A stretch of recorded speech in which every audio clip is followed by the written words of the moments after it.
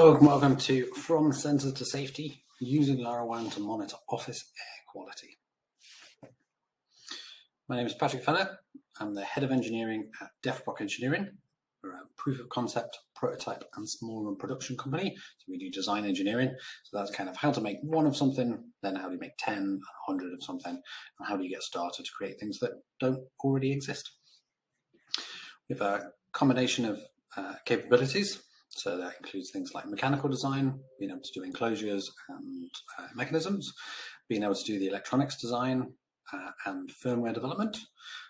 We've worked extensively with network and IoT connections, especially around sensors and small devices that connect to the internet. And we can do right the way through being able to connect to the other end, so that's the server and then mobile and desktop software development. We have been the initiator of Things Network Liverpool and been involved with playing with LoRaWAN stuff since about the time of the first Things Network Kickstarter. So the idea in this talk is to guide you through designing a specific IoT solution. Rather than do something generally and try and cover all the bases, I'm going to use a specific example, a CO2 sensor, but I'm going to talk through why I'm making the decisions that I am, so that means that you can then take those same questions and apply them to your own projects. So that means we'll run through the requirements for the system, what hardware we're going to choose, how to connect to the device, how to route the data that we're getting from it, where we're going to collect that, and then really what do we want to do with that at the end. First up then is the requirements. So this project then is about monitoring and improving airflow in enclosed environments, places like offices, conference rooms, and meeting rooms especially.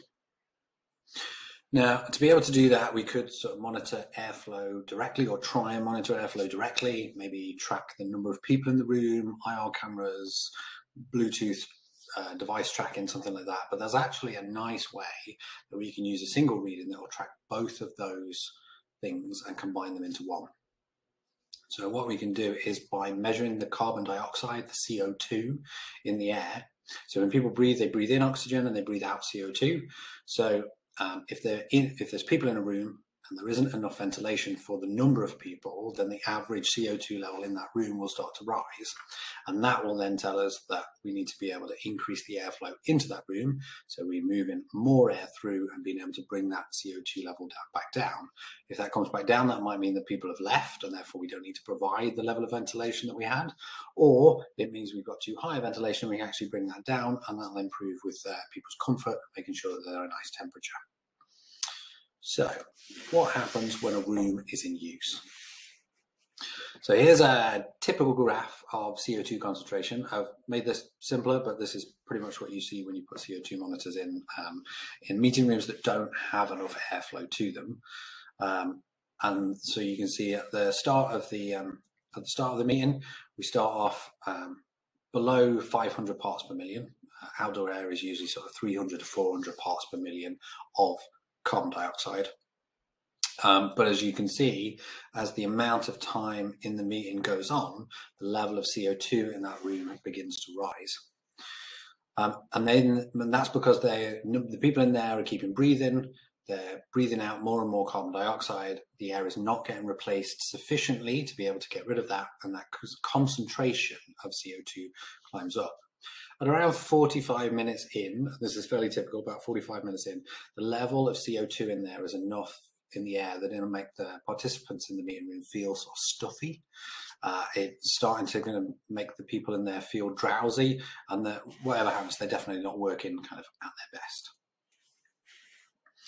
I should say that there's nothing dangerous here. The maximum kind of allowed CO2 level for 8 hours of exposure is 5,000 parts per million. And after an hour and a half, the meeting room is likely to top out at around 1,800 parts per million, 1,800 parts per million. But this does correlate, while it's not dangerous, it correlates with impaired working. And from this reading, the way that it's gone up and climbed up, there clearly isn't enough ventilation in this modeled room for the number of people, and then they're just sitting there in a cloud of their own breath. So not to worry, it's not always the subject of a meeting that makes you feel sleepy. So ideally what we want to do is be able to start to take action as the CO2 level goes over 1,000 parts per million. Now, that's more than the baseline 500, but that's not a problem. That's low enough that we can see it as a step change and then know that we need to either open a window or increase the ventilation fan so we can start to bring that number back down below 1,000 so that everybody's kind of feeling a lot more comfortable. Okay, folks. So, hardware-wise, what do we need to be able to monitor CO2? Now, I'm a design engineer, so my first thought is always to go with some fun and interesting things that I found around so that I can use those to build a solution. So I'd be looking at things like NDIR, or non-dispersive infrared sensing for carbon dioxide, and that measures the CO2 level by how much infrared light at a specific frequency is absorbed in the air, in the sensor. That's really good in terms of energy usage because we're just using an infrared LED and very few moving parts, so it has a really good, long, useful working life for a sensor. So if I was making something like that, I'd be looking to find one, maybe pair it with something like the Things Industries generic node, maybe an Arduino and a LoRaWAN shield, or going to somewhere like Seed Studio has a pretty much off the shelf a CO2 Grove shield, and then I can put that with one of their microcontrollers, maybe the LoRa E5 HF, plug them together and start building a sensor, put it in a box, and off we go. And if we were talking about kind of 2 years ago or so when the market wasn't really there for this type of sensor, that would be grand. But even then, it's always worth looking to see if there's something that already exists on the market that will do the job that you need for your solution. And that's because there are a number of costs to be able to consider when you're choosing hardware for a project like this. Now, the most obvious of these is going to be the purchase price.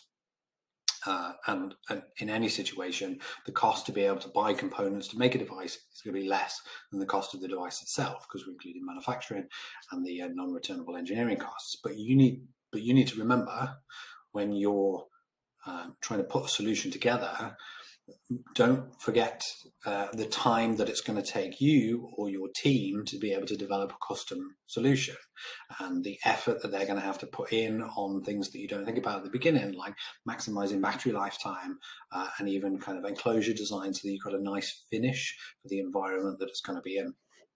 So actually, in a situation like this, and what we've done in our office is we picked an off-the-shelf sensor to be able to do that. For instance, if I was doing this today, it would be something like the AM307 from MileSight. I quite like it in terms of an option because it's also has the screen on the front. We've got multiple sensors all in one package. You could take just a CO2, but being able to have multiple bits together, being able to show things like volatile organic compounds, the temperature and the humidity, there's a comfort level, and also an overall air quality level. It means that you actually have some kind of feedback for the people who are actually going to be in the room, so they can see the quality of the air that's going in there, and they can actually act without having to go to the internet and back again, and they can make some choices about what they want to do in the space they're currently inhabiting.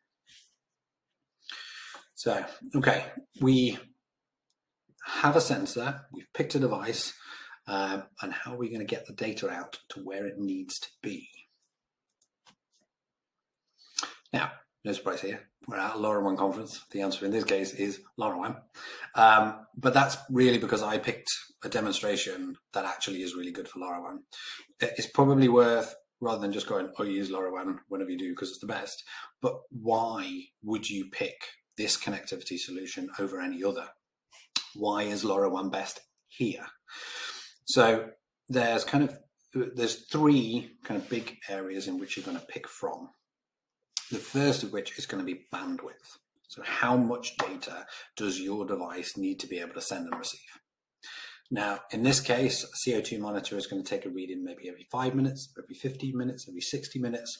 And every time it takes a reading, it's going to send that up to the internet, to the receiving service. And that means primarily upbound traffic. There's never anything that we really need to send down to be able to control the device. We set it up, we sort it out, and it runs and sends its data. And this is really just what LoRaWAN was designed for. So there's no surprise that it fits really well with that.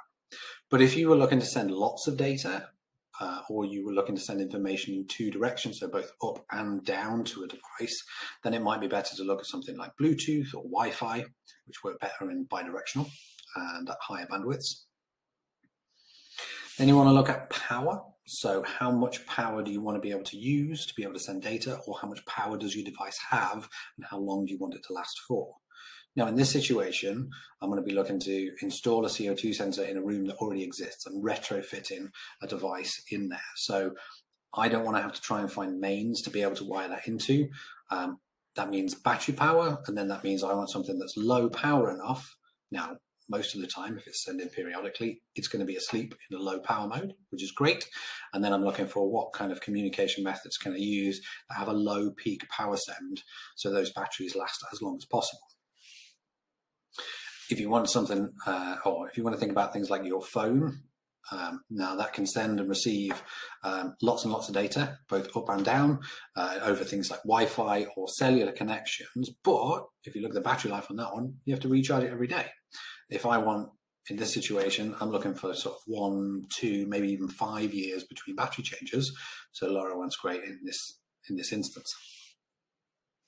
And then we're looking at transmission distance. So I don't really want to have to retrofit each and every room that I apply this to with its own receiver.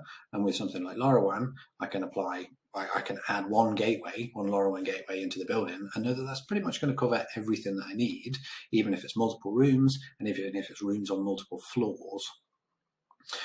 But I've got a little bit of an advantage because in this situation, the sensor isn't traveling around the country in a vehicle, in which case cellular would be a better option because it's moving from cell tower to cell tower and keep it updated. Or, for instance, if you are designing a sensor that's going to be within 2 meters of a mobile device all the time that it needs to send, something like Bluetooth is going to suit you very well. Okay, so collecting data and sending it out. Any LoRaWAN messages around are going to be heard by a local gateway, and then they will be forwarded, in this case forwarded to the Things network. Then what is going to happen to those?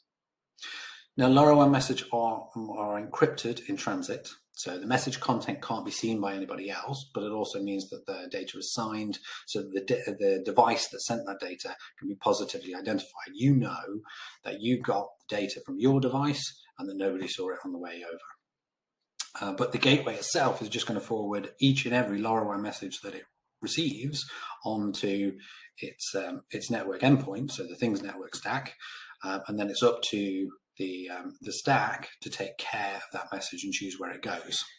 So in this case, we've added an application to the TTN stack and added a device to that, and that gives us the secret keys that are able to identify that device. And when a message is received, it means it can be routed correctly to that application and decoded, ready to be sent on to where it needs to go next. At that point, that message can also be transformed and split up into nice JSON fields, so it's ready to use in your application to fit with your sensor and an end need. But it's probably worth it. Crucially, it's not the Things network, or it's not the LoRaWAN network provider's job here to record the message. It's their job to receive it, to sort it, to format it, and then to be able to forward it on to somewhere else. So, where should your messages go next? Now, sending messages on means they're going to need to go to a computer. I'm thinking it's not going to go to your notebook. It's not going to go to your laptop or desktop. You want it to go to a computer that's going to sit there in the background and listen to every message coming in and stay on 24/7. Now that could be a bare metal server. It could be a simulated, a virtual private server. It could be going to one of the specialist IoT services, maybe from Azure or AWS, or it could be going into sort of a droplet or microservice or Docker container, as long as you're comfortable. And really, the end point that you're going to send that data to depends on how comfortable you are with any one of those systems. For me, I'm familiar with Linux. I like working with Linux like that, so I choose a server. If I was talking about a development environment, it's going to be a Raspberry Pi that's sat on my desk. But if it was going into production, it means moving it to a server out on the public internet, and then something that's got some security on it. So it's nicely locked down, and I've got some backups on there to make sure that any problems, I don't lose the historic data that server's been collecting. So in terms of data storage, to get the data from the Things Network, I'll use MQTT. So that means for development, I'd probably load up Node-RED, and I'd set Node-RED to be able to subscribe to the Things Network application. And then that means that each message that the device sends gets published out to my server, and Node-RED receives that message as it arrives from the device. Then I can use that to reformat that message as it comes in and get it ready for storage and put it into an entry in a database. I might get more than one reading from a device. So like the AM307 is going to give me temperature, humidity, TVOC, light levels, maybe movements, as well as the CO2 reading. And each of those readings might come in at a slightly different interval from each other. But every single reading that I get is going to have a timestamp from when it was taken, which means that at this point I have time series data. Now I can choose any database that I like to be able to store that. Specifically, I'm going to choose InfluxDB because I've used it before, but also it is specifically designed for storing time series data, and it has some features that make storing, using, and dealing with time series data a little bit easier. Then, to be able to see what's going on, because database tables are lovely, but they're not very nice graphs, I'm going to be able to, I'm going to add something like a graphing or interactive visualization application, and the one I'm most familiar with is Grafana.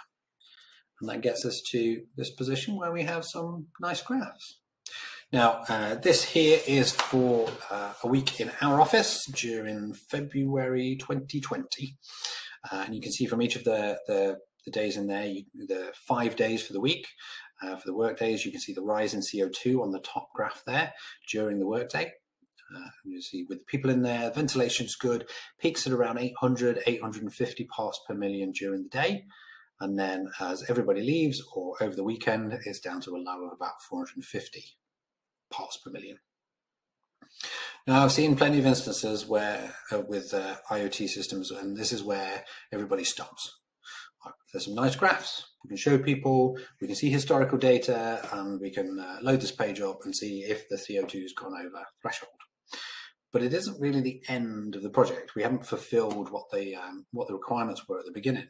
You still have to go to these graphs to be able to check the data to see if you can get something useful from it. So what we want to do is turn that around and be able to do something useful with that information. At this point, we want to take action. We want to be able to, in this situation, affect the CO2 level in the room where the sensor is and increase the ventilation in that space so it's more comfortable and a nicer environment for the people who are in that room at the time. So what can we do? We need to make some alerts. Now, the general principles for any alert or any decision that comes off of data is that alert should be both timely and actionable. In this case, we want to take action whenever the reported CO2 level goes above 1,000 parts per million. Now, this could be a manual intervention. Grafana could be set up so that it emails the office staff, and this is what we did in the office originally. So when the CO2 level was too high, everyone that works in the office normally would get an email. So that meant that whoever was there could go and manually change the ventilation settings on the building air conditioning for the room and be able to bring those levels back down again. It's great. But maybe in your situation, that would need to be the building manager gets a text message or a mobile push message so that they can act and improve the flow to the room. But I suppose the gold standard here really would be to automatically change the ventilation level that we've got. An automatic window opener would be able to add airflow, or we could automatically increase the fan speed that's providing air to the room to be able to help. Well, so let's run through what we've covered. It's important to have a clear idea of the target of the project that will let you then pick the most appropriate sensor for what you need, and drive the rest of the system. So you're going to choose the best connection for the job to ensure a stable connection that doesn't need much maintenance. And then we need to get the data through to where we can process it. Then we can collect and review the historical data, but also we need to be able to take appropriate actions to make the use of the information at the right time. Thank you.